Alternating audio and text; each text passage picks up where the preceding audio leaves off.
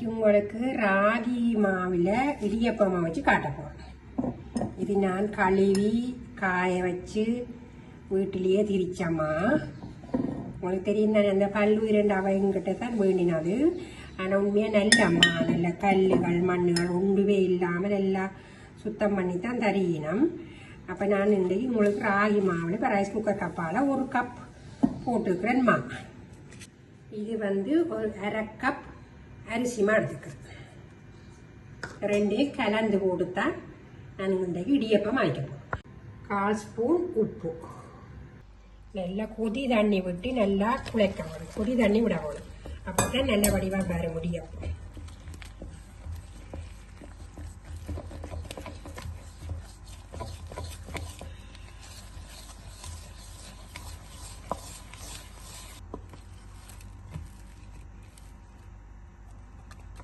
நல்லா சொட்டா பதமாக இருக்குது. இனி உங்களுக்கு புளிஞ்சு காட்டும்.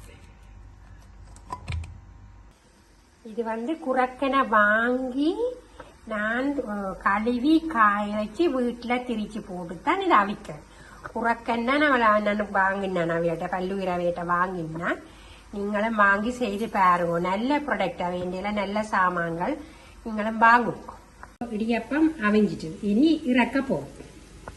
இறக்கியாச்சுது. இதெல்லாம் பழைய காலத்து சாப்பாடுகள். இதுதான் நல்ல சத்தான சாப்பாடுகள். இதுகளில் வாங்கி சாப்பிடுங்க. எப்படி இருக்கு ராகி இடியப்பம் சொல்லுங்க.